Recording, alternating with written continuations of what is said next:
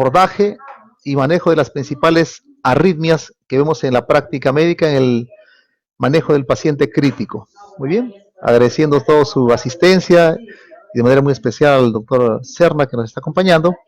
Vamos a iniciar la clase. Voy a compartir mi pantalla. Recién escucho. Ay.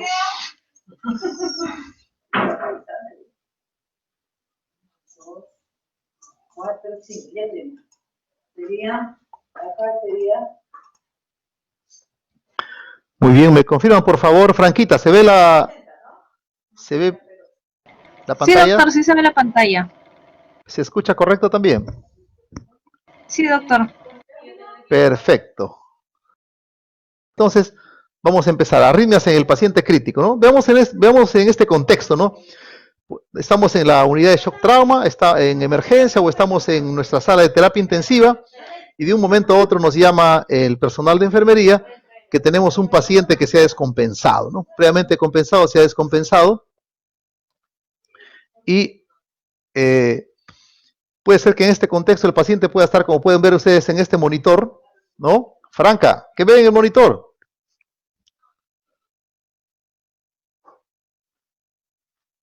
Hola. Doctor. ¿Qué cosa ves en el monitor? ¿Una taquicardia o una bradicardia? Taquicardia. Una taquicardia, ¿no? Este paciente se ha descompensado con una taquicardia, 193. ¿cierto? Pero también podemos tener esta situación. Por ejemplo, Lori Fernández, ¿qué cosa ves en este monitor? Ahí veo bradicardia, doctor. Exactamente. Específicamente es una bloqueo aurículo-ventricular de tercer grado, o sea, una disociación aurículo-ventricular. Como puedes ver ahí, las ondas P son regulares, van por su lado, y los RR de los QRS están también por su lado, ¿no es cierto? O sea, estamos enfrentando una situación de una bradiarritmia, una bradicardia con compromiso hemodinámico que es compensado en nuestro paciente. O sea, el paciente puede tener en un extremo una taquicardia con compromiso hemodinámico o en el otro extremo una bradicardia con compromiso hemodinámico, ¿no es cierto? Entonces, son justamente esos dos tipos de grandes diarritmias a las cuales nosotros tenemos que darle una rápida solución. Muchas veces sin un diagnóstico preciso, pero sí por lo menos poder clasificar a estas arritmias como vamos a aprenderlo en el transcurso de la charla. Muy bien, entonces, cuando hablamos de bradiarritmias, ¿no? Entonces, hablamos de una arritmia que se caracteriza por tener una frecuencia cardíaca por debajo de 60 latidos por minuto, ¿no?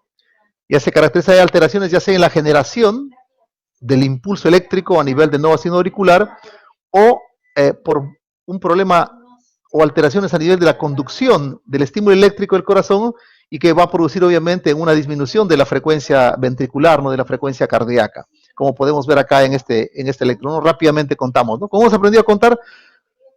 300, ¿no es cierto? 150, 100, 60, 50, 45 y así, todo lo que va por debajo de 60 ya es una bradicardia. De solamente verlo at glance, o sea, a la mirada, este paciente tiene una bradicardia, ¿no es cierto?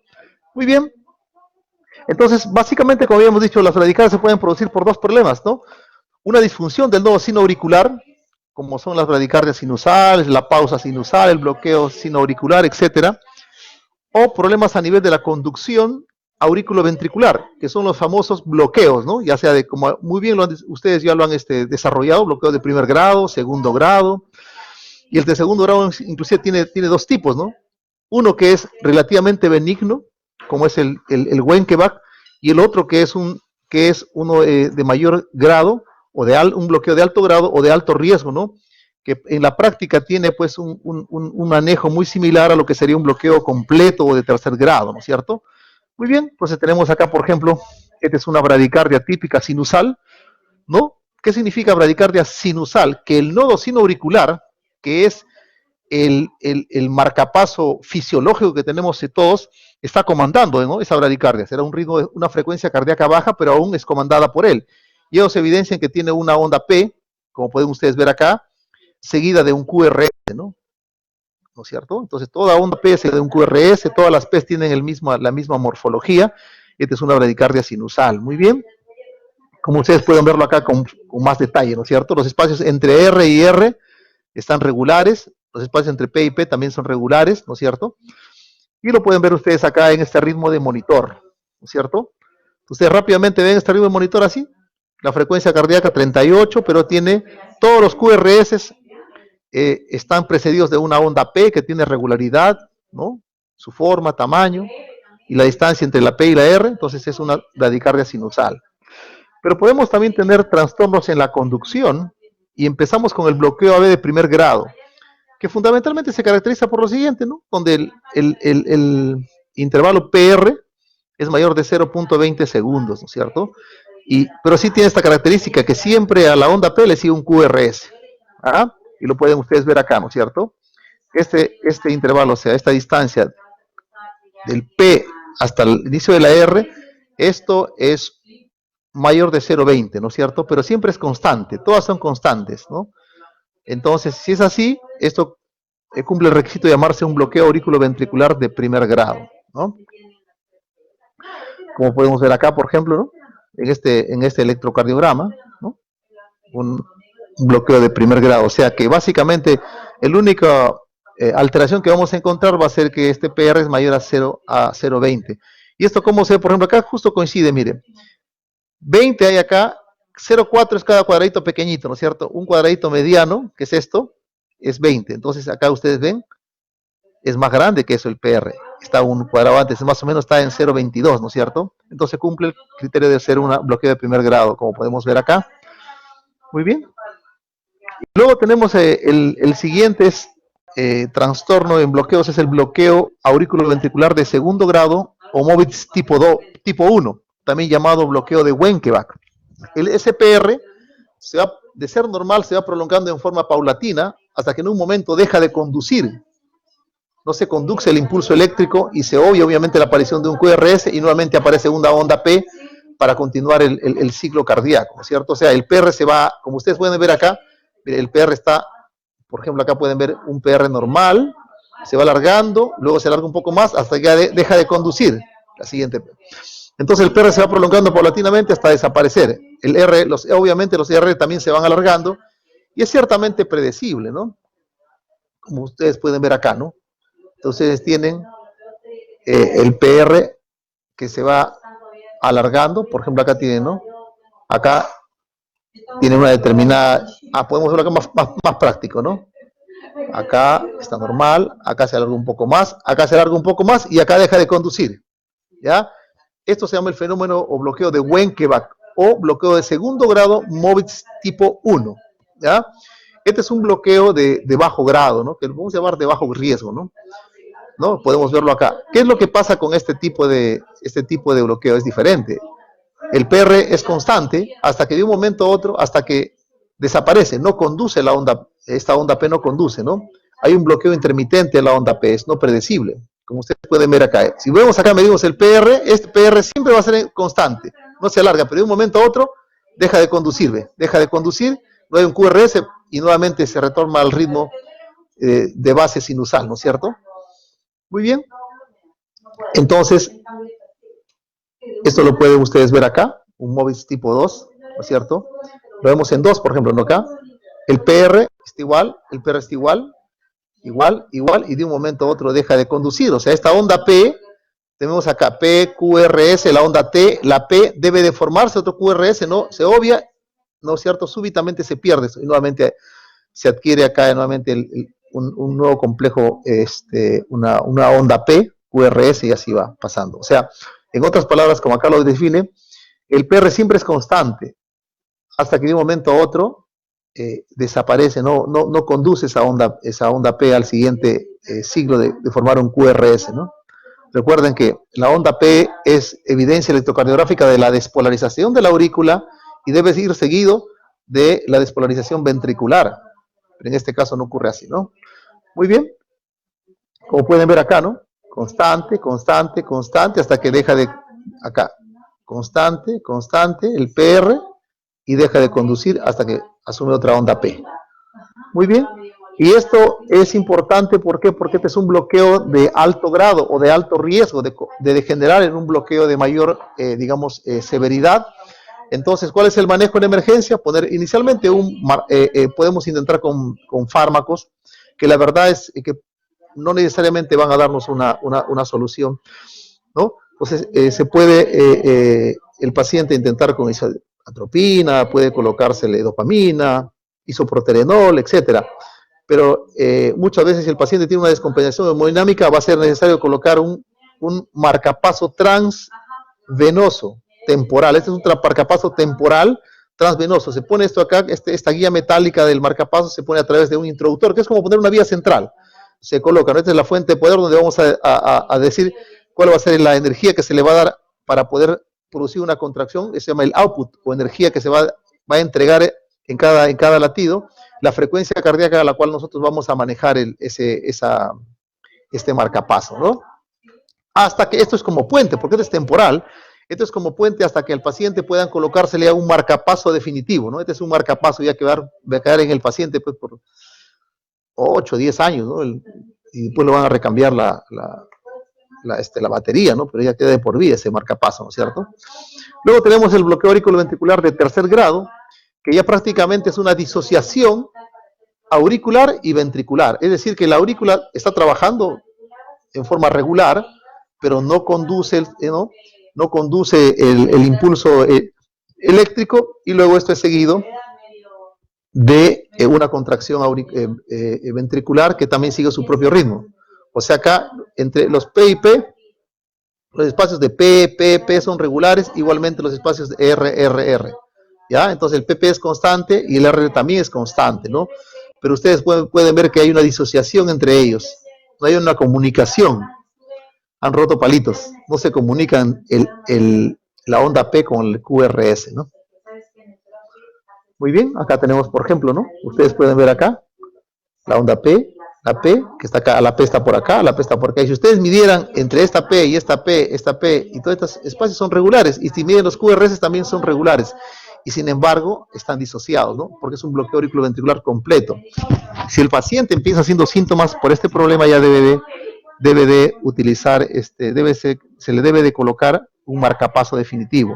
Obviamente, decirlo esto es fácil, porque si el paciente llega con descompensación hemodinámica a la sala de emergencia, nosotros tenemos que colocar inicialmente tal vez un marcapaso transcutáneo hasta que podamos tener un acceso vascular central, un acceso venoso central, ¿no? Como poner un catéter central, pero ponemos un introductor, o sea, y por ahí pasamos la guía metálica del marcapaso transvenoso hasta que el paciente, pueda comprar o se tenga el marcapaso definitivo, tengamos la sala disponible de hemodinamia y el electrofisiólogo o el hemodinamista, que es el que va a colocar el marcapaso ya permanente, ¿no es cierto?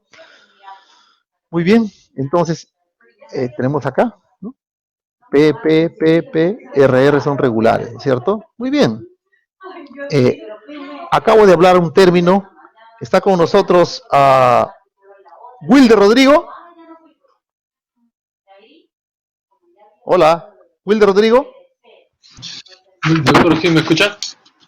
¿Cómo está? Claro que sí, Wilder. Cuando yo hablo de compromiso hemodinámico, ¿a qué cosas me refiero? Eso lo he explicado varias veces.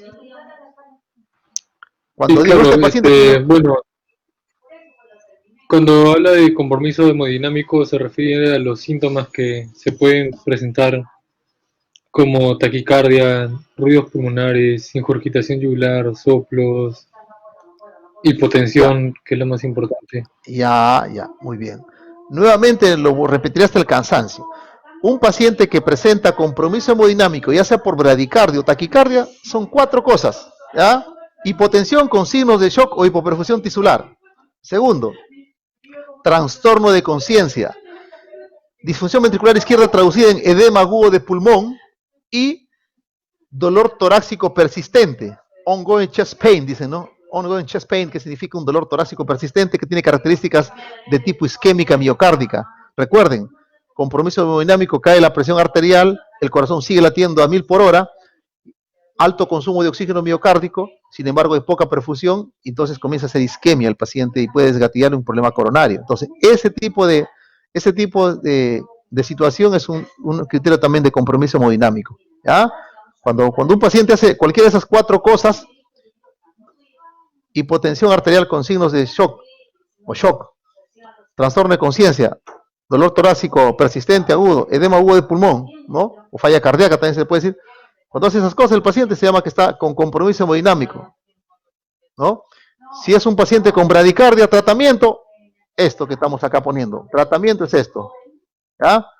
Marcapaso, inicialmente será pues un marcapaso transcutáneo, transvenoso y luego ya su marcapaso definitivo. Y en taquicardia ya saben que es cardioversión eléctrica, ¿no es cierto? Muy bien. Pues acá son un algoritmo de cómo tratarle cuando el paciente viene. Lo primero que ustedes se preguntan ante cualquier taquiarritmia o bradiarritmia es, ¿hay compromiso hemodinámico, shock, síncope, isquemia miocárdica, insuficiencia cardíaca, etcétera, ¿no? Y pueden intentar con atropina, medidas como isoproterenol, adrenalina, bla, bla, bla, o marcapaso transcutáneo. Todo lo que habíamos visto, ¿no? Hasta que pueda el paciente colocársele su marcapaso transvenoso. Dice, busque ayuda experta y prepare marcapaso transvenoso. Bueno, en emergencia hemos tenido oportunidad en varias ocasiones de colocar a los pacientes marcapasos transvenosos con deterioro hemodinámico, ¿no es cierto? Muy bien, este es el algoritmo igual de la American Heart, ¿no? Y acá lo dice como tal los signos de descompensación, ¿no? Hipotensión, estado mental alterado, signos de shock, isquemia, falla cardíaca aguda, etcétera, ¿no? Muy bien, sigamos acá. Luego vamos a pasar a lo que sería ya las taquicardias, que es el plato principal de nuestra charla, ¿no? Entonces, tenemos exactamente media hora para desarrollar esto. Muy bien. Entonces, cuando nosotros nos enfrentamos con nuevamente, estamos con el paciente que está, pues, estamos en esta situación, en esta situación, ¿no es cierto? Tenemos al paciente que está con su bradiarritmia, no sabemos qué cosa está. Lo primero que nos vamos a preguntar, nos vamos a enfrentar a muchas cosas, ¿no es cierto? Entonces, primero nos enfrentamos al electrocardiograma, ¿no es cierto? ¿Qué cosa será? Vemos el electro, comenzamos a evaluar y podemos encontrarnos con este tipo de taquicardia de complejo ancho, ¿no? O sea, una frecuencia cardíaca alta, complejo ancho, o puede ser una frecuencia cardíaca igual de alta o más alta, pero complejos estrechos o delgaditos, ¿no? O puede ser de complejos, no solamente son delgados, sino también irregulares, ¿no?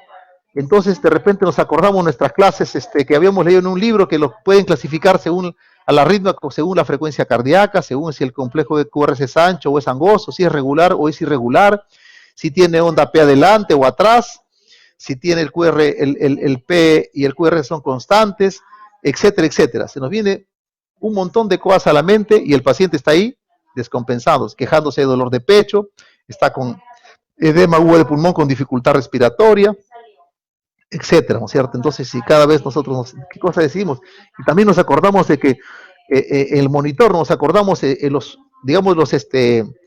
los patrones, porque vemos el paciente en el monitor y vemos tratando de recordar cuál es el patrón que más me encaja para yo poder acercarme a un diagnóstico, ¿no? Y vemos pues que tampoco es tan fácil, ¿no? Tenemos una SP, FA, un flutter, la taquicardia sinusal, la taquicardia auricular, un bloqueo de primer grado, segundo grado, MOVIS tipo 1, 2, 3, 4, 5, 6, y realmente es un caos. Entonces, lo que tenemos que ahí es ordenarlo, ¿no es cierto? También nos ordenamos, hay otras formas también de poder clasificar las arritmias. Cada digamos, autor tiene su forma, digamos, más esquemática y de facilitarnos la vida para que nosotros podamos poder manejar esa arritmia, ¿no? Muy bien, las taquicardias, ¿no es cierto? Entonces unos clasifican, que esta me gusta, en supraventriculares, u otros en ventriculares, y entre estas hay una serie de divisiones, ¿no es cierto? Pero necesitamos actuar, ¿no es cierto? Y de repente miramos al monitor y vemos esto, ¿no?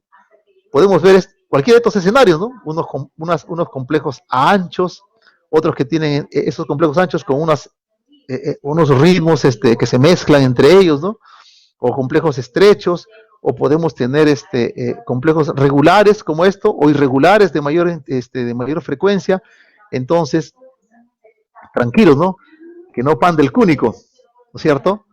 Muy bien, entonces lo que tenemos que actuar es una forma ordenada, que es lo que vamos a ver acá. Entonces vamos a hacer el abordaje de las taquiarritmias inestables, ¿no es cierto? En primer lugar, lo que tenemos que preguntar es si el paciente tiene síntomas o no tiene síntomas. Eso es lo primero.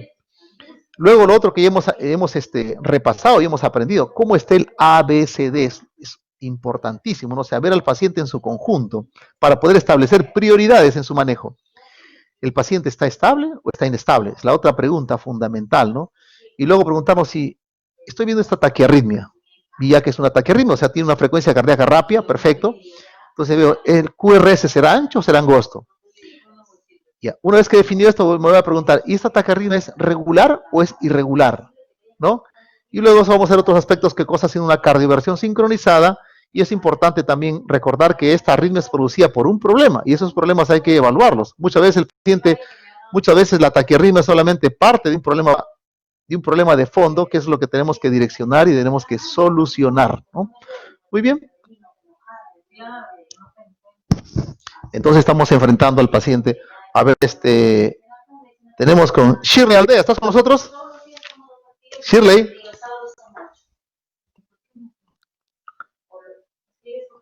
Shirley Aldea. Nos acompañará Andrea Viginale, estará con nosotros.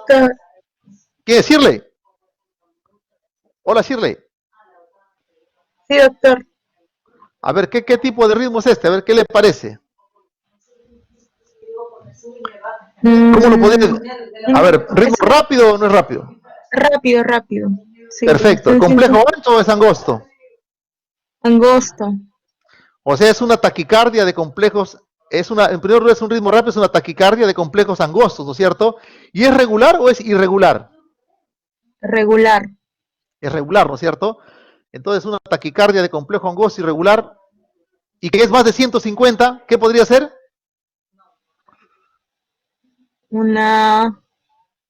Porque si fuera 120... ¿Una fibrilación?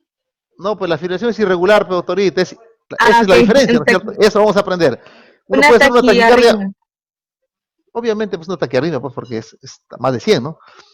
Es una taquicardia paroxística supraventricular. Es regular y es complejo estrecho. Si esto fuera irregular, una FA, una fibrilación auricular, ¿no es cierto? Si fuera regular y fuera complejo estrecho, podría ser una taquicardia sinusal también, pero normalmente es difícil que una sinusal va a llegar a 193 pedotreita. Normalmente llega a 120, 130, no más de 150, ¿no es cierto? Sí. Muy bien, muy bien. Entonces, Andrea Viginal, ¿estás con nosotros? Sí, doctor. Perfecto, ¿no es cierto? Muy bien. Entonces, ¿qué síntomas podrían tener los pacientes que tienen taquiarritmias? Usted estaba en la clase de taquiarritmias. ¿Qué síntomas tienen los pacientes que tienen taquiarritmias? ¿Qué síntomas podrían tener?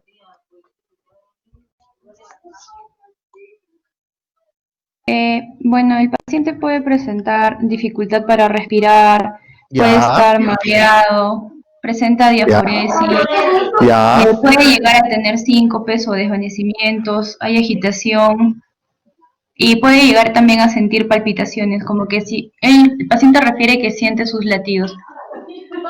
Exactamente. Muchas gracias, Andreita. Perfecto, exactamente, ¿no? Entonces, el espectro de síntomas que puede tener un paciente con una arritmia es variable. Puede estar desde como este paciente, ¿no? Asintomático, o sea, no le duele pero ni las pestañas, o esta paciente que se siente mareada, ¿no? Se siente mareada, que las cosas le dan vuelta, tienen estabilidad, o sencillamente, como es joven y bella, solamente tiene palpitaciones, ¿no?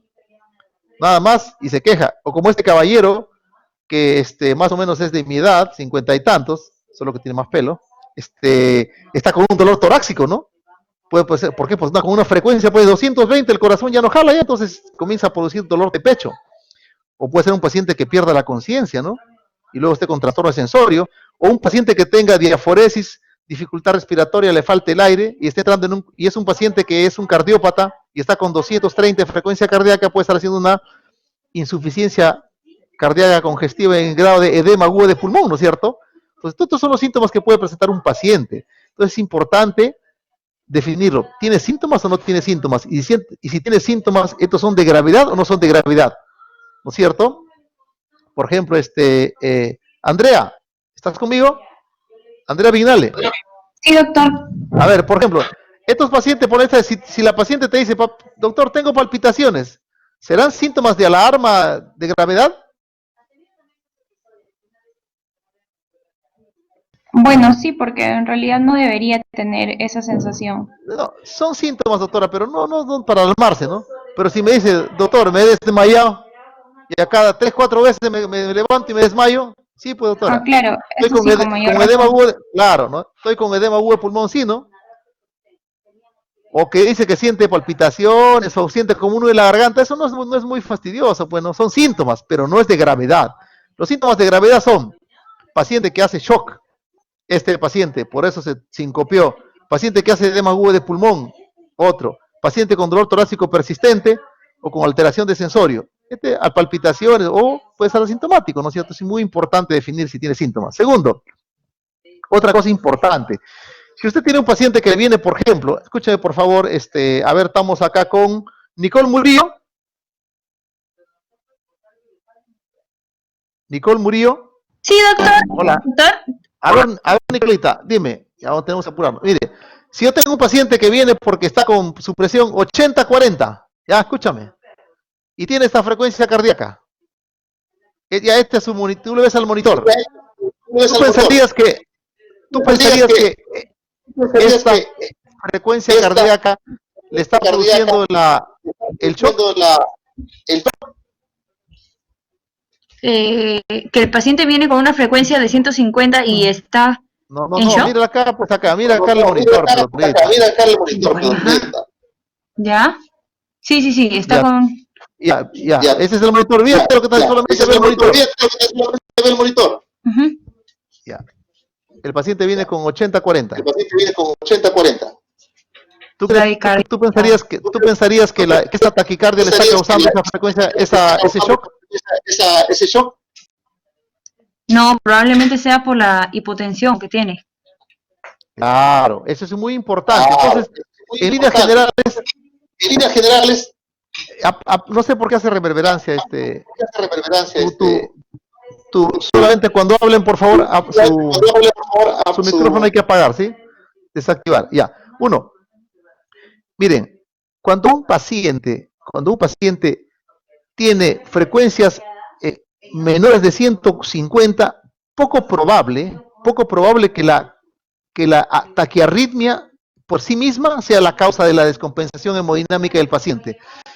Usualmente, cuando son así, claro, por 101 ya es una taquicardia, ¿no? 101, 102 ya es una taquicardia. Sin embargo, es poco probable que sea la causa primaria de descompensación. Usualmente puede ser parte del cuadro clínico nada más. Está deshidratado, tiene fiebre, tiene dolor, pues es taquicardia. Pues, y encima es sinusal, mírenme, ¿no es cierto? Sin embargo, este paciente que viene con 80/40, lo más con 193, llega a 200, 205, está sin variable. Yo sí pensaría de que esta taquiarritmia es la que está produciendo al paciente la descompensación hemodinámica, ¿no es cierto? Muy bien, entonces, usualmente, ¿cuál es el punto de quiebre? Más o menos, arritmias por debajo de 150 pueden ser secundarias, parte del cuadro clínico. Arritmias por encima de 150, 160, por encima de esos números, es muy probable que sean la causa de la descompensación hemodinámica del paciente. Esto es muy importante ver, porque si yo tengo un paciente que viene con fiebre y tiene esto, no le voy a poner un antiarrítmico, no le voy a poner un poco de metamizol, le voy a desabrigar un poco, medios físicos, lo enfrío y solito se controla la arritmia, ¿no es cierto? Sin embargo, si viene con esto, no, pues, tengo que manejar esa arritmia. ¿Estamos? Entonces, 150, más o menos ese es el punto de quiebre en lo cual un paciente cuando hace una taquicardia es la causal de la taquiarritmia. Muy bien, sigamos. Entonces, ya habíamos visto, ¿no es cierto?, evaluar si el paciente tiene los síntomas. Lo otro es la evaluación primaria, el ABCD, no olvidarse de que no trate solamente al monitor, sino también trate al paciente y vea cómo está su vía aérea, si está permeable, si ventila u oxigena apropiadamente. Si no lo hace, pues hay que darle un soporte ventilatorio, darle oxigenoterapia. ¿Cómo está su circulación? Tal vez que es la parte más importante que deteriora una taquiarritmia, o sea, el deterioro hemodinámico a nivel circulatorio, ¿no es cierto? También ver el nivel de conciencia. Muy bien. ¿Qué pacientes uno debe considerar de alto riesgo cuando hacen taquicardias? Los pacientes que ya tienen diagnóstico de cardiopatía isquémica crónica, ¿no? Un paciente cardiópata dice, doctor, sí, yo soy operado del corazón, me han puesto bypass, sufre el corazón. Es un paciente de más alto riesgo cuando hacen estas taquiarritmias. Un paciente que en el contexto de la taquiarritmia está con un síndrome coronario agudo. O pacientes que ya tienen fallas cardíacas crónicas con pobre fracción de eyección ventricular, o sea, por debajo de 40, ¿no? Pacientes que tienen fracciones de eyección, ya, o sea, con mucho deterioro en su función cardíaca, ya son de riesgo. Los que tienen cardiopatía estructural, ¿no es cierto? Muy bien. La otra pregunta que tienen que hacerse mi paciente, ¿está estable o está inestable? Eso es importantísimo, porque eso marca con qué tipo de voy a tratar a mi paciente. En pocas palabras, paciente estable, manejo de la arritmia es con drogas, con medicación. Puede ser que tenga 220, 230, pues estable. Son drogas. Si yo puedo tener un paciente una arritmia de 180, pero tiene estable, pues, con electricidad. O sea, más que la frecuencia cardíaca en sí de la taquiarritmia, es la estabilidad hemodinámica que hemos visto, ¿cierto? ¿Está estable o está inestable? Por ejemplo, tenemos este paciente, miren, usted tiene esta frecuencia, este es su ritmo, 123, un ritmo de complejos estrechos, regular. Puede ser en este contexto, puede venir un paciente, el paciente A puede estar con 13.8 y tranquilo, como puede estar otro paciente con 10.50 y con un poco de palpitaciones nada más, o con la misma arritmia, otro paciente está con 64.36, evidentemente, ¿no? Con un paciente que con esta presión nadie después va a estar estable, ¿no? El paciente está hipotenso, está con sudoración, ansiedad, con disnea, falta de aire, ¿no es cierto? O sea, hasta este paciente está con un franco deterioro hemodinámico, ¿no es cierto? Entonces es importante que usted mire el EKG, mire el electro o el monitor, pero sobre todo trates al paciente. O sea, esta misma arritmia puede ser manejada y abordada en forma diferente según el paciente que estemos tratando, cómo está el paciente, ¿ya? Importante eso, ¿no es cierto? Porque el paciente, si no lo trata bien, ese paciente no le da prioridad, mire, esa arritmia se puede convertir de repente en 193 en una taquicardia ventricular, aún con pulso, y si usted no lo maneja rápidamente, hace este ritmo caótico de complejos estrechos, de complejos anchos y caóticos, que se llama fibrilación ventricular, que es un ritmo de muerte. Es un paciente que ha hecho un paro cardiorrespiratorio, ¿cierto? Muy bien. Entonces, ¿qué paciente está inestable? Nuevamente se los voy a repetir, apúntenlo por favor, grábenselo. Se dice que un paciente está inestable, o desde un punto de vista con deterioro hemodinámico, cuando tiene dolor torácico persistente, de tipo isquémico. Cuando está con hipotensión, ese paciente, por ejemplo, acá podría 10.50, pero está con signos de shock, y a eso es inestabilidad. Hipotensión más signos de shock, que son signos de hipoperfusión tisular, ¿no es cierto? Paciente que tiene una disfunción ventricular izquierda, y eso le produce un cuadro de edema agudo pulmonar de tipo cardiogénico, obviamente, ¿no? O que les produce trastorno agudo de conciencia, ¿ya? Franca, ¿me escuchas? Sí, doctor. ¿Se escucha bien o hay algún problema con el audio? Sí, lo estoy escuchando bien. Perfecto, sigamos entonces. Muy bien, gracias. Entonces, cuando un paciente tiene una inestabilidad hemodinámica, cuando el paciente está inestable y tiene una taquiarritmia, el tratamiento es esto, cardioversión eléctrica, ¿no es cierto? Cardioversión eléctrica, ese es el tratamiento, ¿no es cierto? Luego de eso, vamos a enfrentarnos también al electrocardiograma o al monitor. Esto es una cosa muy importante, ¿no es cierto? Cuando nos enfrentamos al monitor, les voy a una pregunta que va para todos, para que les arme de valor, para que no los desanime, ¿no? Dice, necesito conocer con exactitud el diagnóstico de una arritmia inestable para darle un tratamiento. O sea, tengo que saber que es una taquicardia de reentrada AB, que tenga, o sea, peculiaridades. Necesito para poder darle un tratamiento eficaz, es decir, para evitar que mi paciente degenere en un ritmo maligno y se muera. No necesito. La respuesta es no. Lo que necesito yo es poder sindromizar mi arritmia. Puedo sindromizar mi arritmia. Muy bien, entonces, ¿cómo lo clasifico las arritmias? Sencillo. Primero es por el grosor de su QRS. ¿Es ancho o es angosto? ¿Y eso cómo se define? QRS angosto significa que el QRS tiene una distancia menor de 0.12 segundos, 0.12 segundos o 120 milisegundos. QRS ancho se dice cuando el QRS es mayor de eso, mayor de 0.12 segundos o 120 milisegundos, ¿ya? Entonces, en buen castellano, cuando yo hablo de un QRS angosto, hablo de taquicardias supraventriculares, ¿ya? Supraventriculares. Y cuando hablo de QRS anchos, hablo de taquicardias ventriculares, con ciertas excepciones, ¿no? Como por ejemplo, como ustedes ya habían mencionado, una taquicardia supraventricular, pero que tenga una conducción aberrante. ¿Por qué? Porque hay un bloqueo de rama, ya sea derecho o izquierdo, que retarda la conducción y hace que el QRS se manifieste en el EKG o monitor como ancho, ¿cierto? Muy bien. nuevamente, ¿no es cierto? Entonces, ¿es ancho o angosto? Y el otro pregunta que tengo que hacerme, que no es nada complejo, ¿es regular o es irregular? ¿Regular o es irregular? ¿Y cómo se define eso? Por la distancia entre R y R, ¿no? Si las distancias entre R y R son equidistantes, es regular. Y si no son equidistantes, es de tipo irregular. Así de sencillo, ¿no? Entonces, mi taquiarritmia es regular o es irregular. Y en base a esas dos preguntas podemos clasificar a las taquiarritmias y poder estrechar todo ese abanico amplio de posibilidades. Es acerca de 15, 18 arritmias, taquiarritmias, según como lo defina mi algoritmo tan simple, en 2 o 3 posibilidades, ¿no? Muy bien. Por ejemplo, yo tengo acá taquiarritmias de QRS angosto y son de tipo regular. O sea, son angostas y no solamente que son angostas. Si son angostas significa que son supraventriculares. O sea, están del nodo aurículo ventricular hacia arriba. Y por eso el QRS es angosto, o sea, menor de 0.12 segundos. Entonces puedo tener acá, ¿qué cosa es esto? Tiene su onda P, su QRS, la reproducción con la onda T, todos son regulares. Es la taquicardia más frecuente que existe en la práctica médica, la taquicardia sinusal, ¿no? Que es la fisiológica con respuesta a algún problema que pueda tener el paciente, fiebre, dolor, etcétera. ¿Qué otro tipo de taquicardia de complejo angosto irregular puedo tener? Esta. Por ejemplo, acá no hay onda P, ¿no es cierto? No hay onda P. O si la onda P puede estar a veces un poquito escondida, o usualmente está después del QRS, ¿cómo puede ser acá?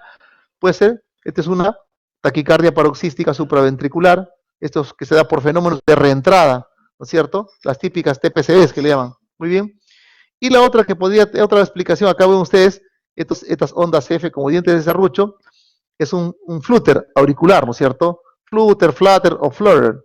Atrial flutter, dicen los gringos, ¿no? Muy bien, entonces ustedes tienen una flutter auricular, que es otro tipo de arritmia que puede también presentarse como una taquiarritmia de complejo angosto y de tipo regular. También, ustedes también mencionaron en su exposición, cuando hay una conducción variable, puede sí también ser de tipo irregular, ¿no? Pero sin embargo, en esta situación es, por ejemplo, pues, tiene una conducción fija y se ve de tipo regular, ¿cierto? Muy bien. Por ejemplo, acá tenemos estas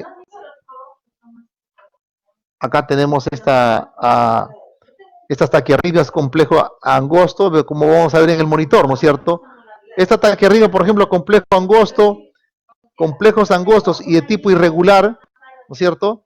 A ver, Nicole Murillo, ¿qué te parece este tipo de taquiarritmia, complejo angosto y de tipo irregular? Tipo irregular. Hola, Nicole. Puede ser una taquicardia paroxística supraventricular. No, pero si este es irregular, pero doctora, ¿cómo va a ser regular? Esta puede ser, esta sí parece, ¿dónde está el cursor? ¿Dónde está el cursor? Ah,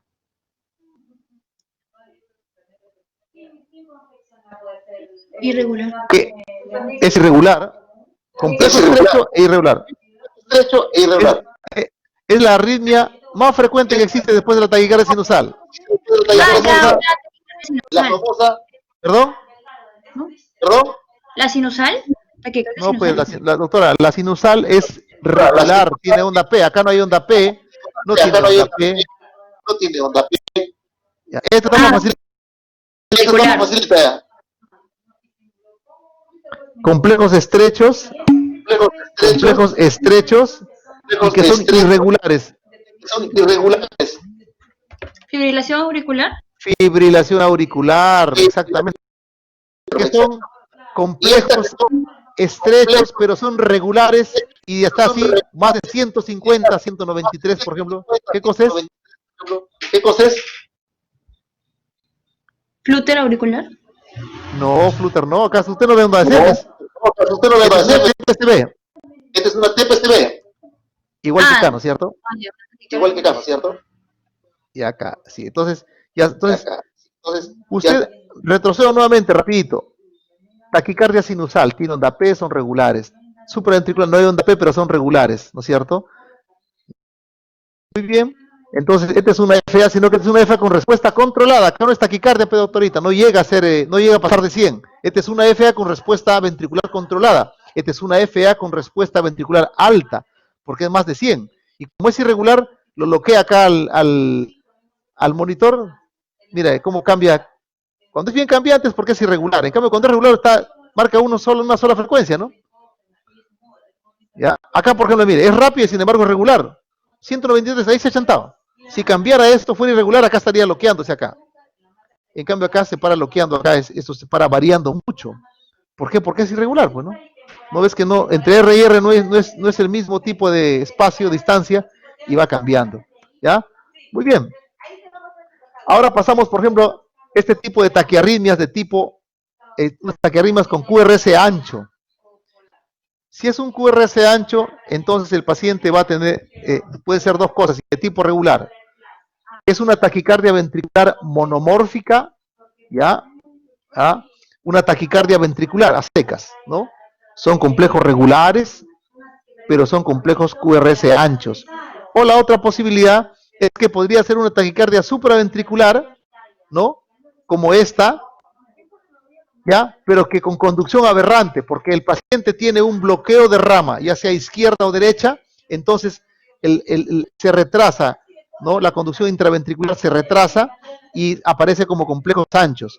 Esta es la excepción. Mire, toda taquiarritmia con complejo estrecho es supraventricular. Eso no hay vuelta que dar. Toda taquiarritmia con complejo ancho es ventricular hasta que no se demuestre el contrario. Pero ¿cuáles son las excepciones? En los pacientes que tienen conducción con aberrancia, es decir, conducción alterada porque tienen un bloqueo de la rama, ¿no es cierto?, derecha o izquierda del haz de His, ¿ya? Se llama conducción con aberrancia. Pero es una taquicardia subventricular con conducción aberrante, ¿cierto? Sin embargo, acá pasamos a las taquiarritmias de tipo complejo QRS ancho, pero son de tipo irregular. Entonces, ¿cuáles son esas? Esta es una taquicardia ventricular, pero de tipo polimórfica, ¿ya? O sea, hay varios focos ectópicos en el ventrículo, ¿no? Que ya esto rápidamente estos pacientes van a degenerar a una fibrilación ventricular, ¿no? Acá esta es una taquicardia especial que se llama la torcida de punta, ¿no? O torsadas de Pointes. Yo no sé francés, inglés sí más o menos me defiendo, pero inglés no. Entonces, esto se llama una taquicardia ventricular helicoidal, también se llama, ¿no? O taquicardia torcida de puntas, ¿ya? Y esta es una excepción a ello, es que el paciente tiene una FA, por eso que es irregular, pero tiene una conducción aberrante, es decir, que es un paciente que hizo una crisis de fibrilación auricular, pero ya tenía una degeneración en su sistema de conducción eléctrica, ya saben, cuando el paciente tiene una alteración en la conducción eléctrica, es decir, un bloqueo de rama previo, derecho o izquierdo, y el paciente hace cualquier tipo de arritmia, su conducción va a ser aberrante. Entonces, como es una conducción aberrante, ensancha los QRS y se ven, porque si yo veo así una taquiarritmia así de complejo QRS ancho, irregular, pucha, voy a pensar que esto no es una fibrilación ventricular, que me voy, ¿no? Y el paciente está despierto. Imposible que sea una FB, en una fibrilación ventricular, el paciente está en paro. Entonces, este tipo de ritmo es una fibrilación auricular, pero con conducción aberrante. Y la imagen se ve taquicardia de complejos anchos, pero de irregular. ¿Por qué se dice que es irregular? Porque los RR son diferentes, ¿no es cierto? Muy bien. Entonces, de esta forma, tenemos acá, por ejemplo, ¿no? A ver, Piera Cerdeña, ¿estás con nosotros? Hola, Piera. Piera Cerdeña. Y me abandonaron, creo.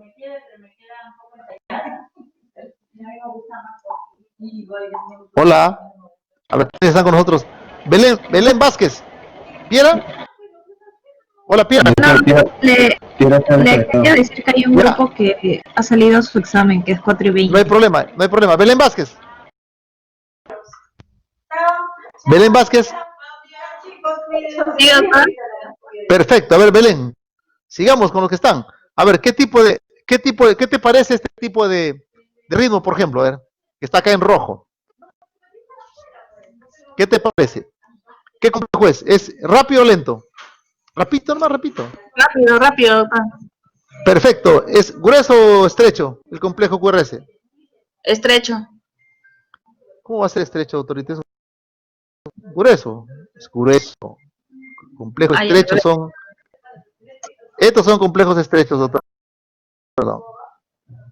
Este es estrecho, ¿ya? Este es estrecho. Menos de 0,2. Estos son estrechos. Este que usted ve acá, ¿ah? Son gruesos. Complejo. Entonces es una taquicardia. Complejo ancho, ¿ya? ¿Es regular o irregular? ¿Qué le parece? es regular. Claro, si no acá estaría bloqueando, o sea, estaría 210, 215, 12, 190. Es regular, ¿no? Se ve ordenadito. ¿Qué tipo de taquicardia será? La taquicardia de complejo ancho, regular, más frecuente, ¿cuál que es? Hasta que no se muestre lo contrario. ¿No es supraventricular, doctor? ¿Cómo hacer supras si las supras son delgaditas? Cuando son anchas, ¿qué son? Si no es Ventricular. supraventricular, ¿qué cosa es? Ventricular, ¿no Ventricular. es cierto? Es una taquicardia ventricular. ¿Ya? Muy bien, ¿no es cierto? Igual acá también lo mismo es acá. Complejos anchos, regulares, taquicardia ventricular. Complejos anchos, regulares, taquicardia ventricular. ¿No es cierto? Muy bien. Cuando tiene el paciente así, ya preocuparse, porque esto rápidamente el paciente va a degenerar en una arritmia maligna, ¿no? O puede perder el pulso, entrar en paro, ¿no es cierto? Que hasta el mismo doctor House se asusta. Muy bien. Entonces ya saben, ¿no? Taquicardia de QRS estrecho, acá tienen. Si es regular, taquicardia ventricular, o una ventricular con bloqueo de rama, ¿no? Y si es irregular, ¿cuál es eso? Puede ser una fibrilación ventricular, pero con aberrancia, porque ya tiene un bloqueo de rama, o tiene una vía accesoria tipo Wolff-Parkinson-White, ¿no es cierto? La famosa torcida de punta o torsades de Pointes. Muy bien. Todas las taquiarritmias de complejo angosto son supraventriculares, no hay más. Punto. Si este es complejo angosto, es supraventricular, que puede ser, ¿no? ¿Cuáles son los supraventriculares? La TPCB, la FA, la taquicardia auricular, la taquicardia sinusal, etcétera. Toda taquiarritmia de complejo ancho es ventricular hasta que no se demuestre lo contrario. Pero hay excepciones. ¿Cuáles son esas excepciones? Una de ellas es la FA con conducción aberrante o una TPCB con conducción aberrante o una FA que tiene pues con preexcitación, o sea que tiene un asa aberrante como es el síndrome de Wolff-Parkinson-White, ¿no? Pero en general esto es lo más importante que tiene que aprenderse, que las taquiarritmias de complejo ancho son ventriculares hasta que no se demuestre lo contrario, ¿no es cierto? Entonces acá tenemos otra forma también de poder ver de evaluar, ¿no es cierto? A las taquiarritmias, ¿no? Ya tengo, son irregulares, entonces si yo tengo que es irregular, me pregunto, ¿es complejo QRS ancho o angosto? Por ejemplo, esta taquiarritmia es irregular, pero de complejo QRS ancho, ¿qué puede ser? Irregular, ahí está, pues, una torcida de punta, una FA con conducción aberrante, etcétera. Si son QRS angosto, no, pero y de tipo irregular, de lejos la más importante, la fibrilación auricular, el flúter auricular con conducción variable, o en este caso, mírenme, onda P diferente, onda P diferente. Ustedes han expuesto el día de ayer. ¿Qué cosa es? Esas son las famosas taquicardias auriculares multifocales, ¿no es cierto? Es decir, que si hay onda P, es que viene de la aurícula el ritmo, está comandado por una parte de la aurícula, ¿no es cierto? Pero acá son diferentes partes de la aurícula, diferentes focos múltiples, porque las ondas P tienen morfología diferente. Entonces, una taquicardia auricular multifocal. Muy bien. También tengo las taquicardias regulares, etcétera, ¿no es cierto? Entonces, todo esto, por ejemplo, acá, todo esto lo tengo yo, acá tengo taquicardia regular.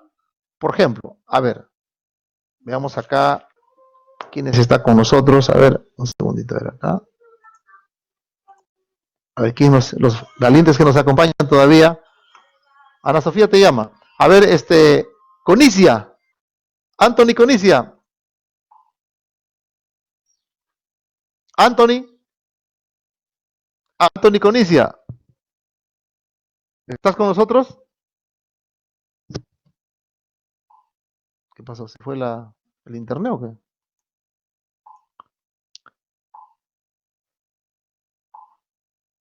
Karen Vázquez. Hola. ¿Se fue el internet? Franca, ¿nos escuchas?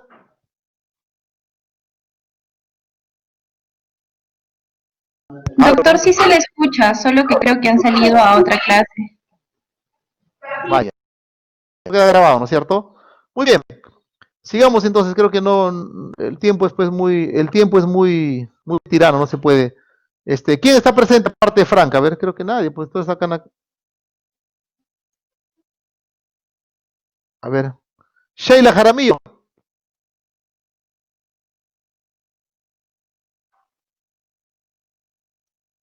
Hola, Sheila Jaramillo. Me siento completamente ignorado.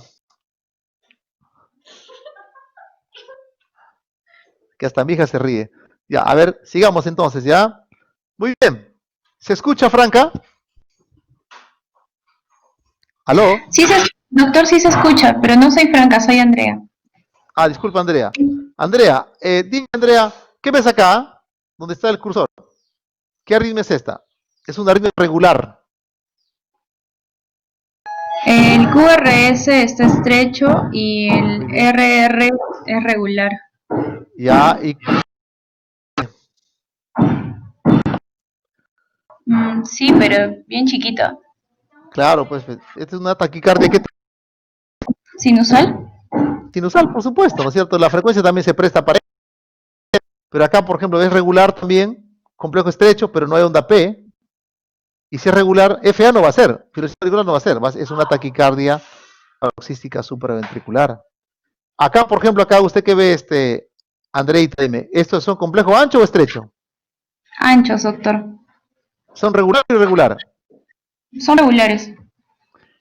Una taquicardia de complejo ancho, de forma, ¿qué cosa podría ser? Una taquicardia ventricular. Uy, Dios, me levanta la moral, doctora. Lo que estoy enseñando se está aprendiendo. Muy bien, entonces, muy bien. Entonces, ha usted acertado, ¿no? Efectivamente, es una taquicardia ventricular. Muy bien. No hay taquicardias irregulares, etcétera, ¿no es cierto? Entonces, es importante. Hay algoritmos existentes para poder diferenciar, tratar de diferenciar entre una taquicardia ventricular con conducción aberrante y una taquicardia ventricular verdadera, ¿no? Por los criterios de Brugada, se llama uno de ellos, ¿no? Son bastante específicos, pero algo laboriosos, ¿no? Que hay que responder una serie de preguntas para poder definir bien y la diferenciación entre una de otra, ¿no es cierto? Es decir, nos permiten decir, ¿esta es una taquicardia ventricular o no? Esta es una taquicardia supraventricular, pero que tiene conducción aberrante porque probablemente tenga un bloqueo de rama previo, ¿no es cierto? Muy bien. Este es un resumen de las taquiarritmias, ¿no es cierto? Según si el paciente tiene el complejo QRS regular o irregular y según si es angosto o ancho. Con estas, mire usted, el 95% que usted va a ver en la práctica clínica, en su práctica hospitalaria, usted puede, con este tipo de cuadritos, usted acertar qué tipo de taquicardia podría tener nuestro paciente al que estamos enfrentando, ¿no es cierto? Ya sea definiendo, un paciente que tiene una taquiarritmia, obviamente, ¿no es cierto? Ya sea definiéndola por su QRS regular o irregular, y si este es ancho o angosto, ¿no? Muy bien, aquí es otra forma, otro algoritmo también que tenemos. Este es el algoritmo del manejo de las taquiarritmias según American Heart. Y pasemos al paciente arrítmico inestable, ¿no es cierto? Entonces tenemos un paciente, nuevamente acá, nos llamaron por este paciente que está con una arritmia, ¿no? Que podemos ver que es una taquiarritmia, pero que el paciente viene con nosotros con 80-40, o sea, es un paciente francamente inestable, ¿no es cierto? Muy bien, entonces, ¿cuándo nuevamente el paciente está inestable? Cuando tiene trastorno de conciencia, cuando tiene dolor torácico, cuando tiene hipotensión con signos de shock, cuando tiene edema agudo de pulmón, ¿no es cierto? Como el contexto de este paciente que estamos acá relatando, ¿no es cierto? 80-45, 210, 212 frecuencia cardíaca, una taquiarritmia complejo ancho, que en este caso es una taquicardia ventricular, ¿no es cierto? Muy bien. Y hemos definido los criterios de inestabilidad de un paciente: dolor torácico persistente, hipotensión con signos de shock, edema agudo de pulmón, trastorno agudo de conciencia, ¿no? Son los criterios que nos dice de inestabilidad. Si mi paciente tiene una taquiarritmia con uno solo de estos síntomas, el paciente está inestable. Y el tratamiento es el siguiente: cardioversión eléctrica, ¿no es cierto? Como dicen, hay que darle chicharrón al paciente, ¿no? Hay que cardiovertirlo, darle una descarga eléctrica, ¿no es cierto? Y ese procedimiento que hacemos se llama cardioversión eléctrica, ¿ya? Y eso requiere personal capacitado en soporte cardíaco avanzado, que sea un personal que va a hacer una cardioversión tiene que estar en capacidad también de poder correr un protocolo de paro, ¿no? O sea, saber intubar un paciente, saber el uso de drogas que pueden requerirse en caso que el paciente haga una parada cardiorrespiratoria. Muy bien. Entonces hay que tener también no solamente el personal, sino también los elementos indispensables para el manejo de estos pacientes, no sea un coche de paro bien implementado, que esté operativo con sus equipos, sus drogas, su equipo de vía aérea, tener unos buenos puntos de oxígeno, ¿no? Para un soporte oxigenatorio apropiado, asegurarse de una vía endovenosa periférica adecuada, equipos de monitoreo tanto de oximétrico, cardíaco, un buen monitor cardíaco para monitorizar las diferentes variables de un paciente cuando esté en estado crítico, que ustedes ya eso han desarrollado, un equipo de electrocardiografía para tomarle un electrocardiograma al paciente, ¿no? Entonces, ya decidimos que vamos a cardiovertir a este paciente, su sedación con analgesia, importante, ¿no? Preparar las palas o electrodos con la cual vamos a dar, estos son los electrodos, a veces no hay electrodos, entonces pues debemos usar las palas, ¿cierto? Colocamos, luego que hemos asegurado todo ya, el buen acceso, oxigenación, monitorización, colocamos los electrodos. Si no hay electrodos, usamos las paletas, las palas con gel conductor vamos a aplicar en el pecho del paciente. Sincronizamos el desfibrilador con el ritmo del paciente, porque básicamente la descarga va a caer en la onda R, ¿ya? Es importante. ¿Pero por qué es esto? ¿Por qué? Esa es la diferencia con una desfibrilación. La desfibrilación le da la energía eléctrica, le caiga donde le caiga. En cambio acá la energía eléctrica va a caer sobre una onda R, es decir, sobre el periodo refractario absoluto. Porque ¿qué es lo que pasa cuando el paciente, recuerden esto, que hay un periodo refractario absoluto? O sea, estímulo que le venga no le va a hacer ningún problema al paciente, no le va a desgatillar una arritmia maligna. Sin embargo, cuando el paciente está en un periodo refractario relativo o periodo vulnerable, el paciente al recibir una energía eléctrica a ese nivel puede inducirle una arritmia maligna, llámese fibrilación ventricular o una taquicardia ventricular sin pulso, ¿no es cierto? Ese estímulo eléctrico puede inducir una fibrilación ventricular. Muy bien, una vez que hemos seleccionado, luego de que ya está sincronizada la entrega de energía, tenemos que seleccionar qué energía le vamos a colocar según el tipo de arritmia que tenga, ¿no es cierto? Inclusive ni siquiera necesitamos saber exactamente qué arritmia es. ¿Por qué? Porque como ustedes saben definir qué es ancho y qué es regular y qué cosa es ancho y qué es angosto, qué es regular o qué es irregular, sencillamente lo que tienen que hacer es esa tarea de definir. Si la taquiarritmia de mi paciente es ancha pero regular, le daremos esto de energía. Si es estrecha o irregular, o si es estrecha o regular, o si es ancha o irregular, vamos a dar esta cantidad de energía eléctrica, ¿no es cierto? Por ejemplo, si es una FA, sería entre el estrecho e irregular, ¿no es cierto? Se le da entre 150 y 200 joules de corriente bifásica. Si es estrecho e irregular, probablemente sea estrecho e irregular, lo más frecuente que sea ¿cuál? Una taquicardia supraventricular. Si es ancho e irregular, una taquicardia ventricular. Si es ancho e irregular, eso ya puede ser una torcida de punta, o puede ser una fibrilación auricular, pero con conducción aberrante, o puede ser una fibrilación ventricular, ya eso hay que desfibrilar obviamente al paciente, pues está en ritmo de paro, ¿no es cierto? Muy bien, entonces cargamos la energía. Es importante que nadie toque al paciente, si no se crea problemas, ¿no es cierto? Puede electrocutarse el otro paciente que está tocando, el otro proveedor médico, proveedor de salud, enfermero, técnico médico que está tocando al paciente. Entonces, se dice, no, clear, nadie toca al paciente y lo verificas, das la orden y encima verificas, ¿no? Que nadie toca al paciente, voy a descargar, avisas que vas a descargar y procedes con la descarga, ¿no es cierto? Una vez que da la descarga, después tengo que verificar un control electrocardiográfico post-cardioversión para ver si mi paciente ha entrado ya a ritmo sinusal y se ha controlado la arritmia. Y no solo eso, sino también ver qué cosa hay de fondo, porque pues recuerden ustedes que puede ser después de que el paciente puede haber tenido un infarto anterior extenso. Entonces, y le indujo una arritmia, una taquicardia ventricular. Manejé la taquicardia ventricular, pero el infarto sigue ahí. Entonces este paciente tengo rápidamente que mandarlo a sala de cateterismo. O mi paciente vino con una taquicardia ventricular también, pero no, ¿qué cosa tenía? Hipercalemia. Entonces ustedes ya saben, ya hemos hecho la clase, ¿no? Gluconato de calcio, su solución polarizante con insulina, con dextrosa, bicarbonato, etcétera, y rápidamente este paciente, si es que tiene una insuficiencia renal, llevarlo a tenemos que manejar la terapia, la hipercalemia, con una diálisis de urgencia, ¿no es cierto? Muy bien. Y eso es todo, mis estimados amigos. Espero que este abordaje bastante práctico que tenemos para el manejo de las taquiarritmias más frecuentes de la práctica médica les sea de utilidad. Va a quedar esto grabado y ustedes pueden volver a escuchar con mayor tranquilidad esta charla, ¿no es cierto? Esta clase.